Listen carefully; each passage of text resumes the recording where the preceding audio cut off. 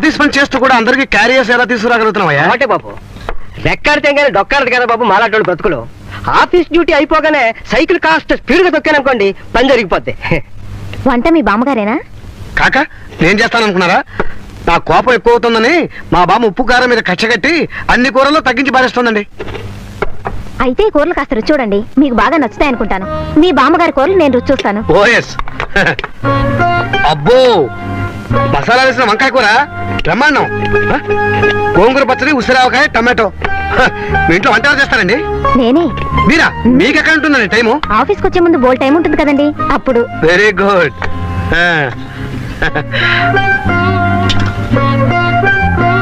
అబ్బా, మీ చేతిలో మంత్రం మాయ ఉందని ఇంత రుచిగా ఎవరు చేయలేరు. రేపటి నుంచి ఓ పని చేస్తాను, కంచెవరు అందరికన్నా ముందుగా వచ్చి మీ క్యారెట్ మొత్తం ఖాళీ చేస్తాను. ఏమండి, గిన్నెలు మాత్రం తినేయకండి, మళ్ళీ కొనుక్కోలేను.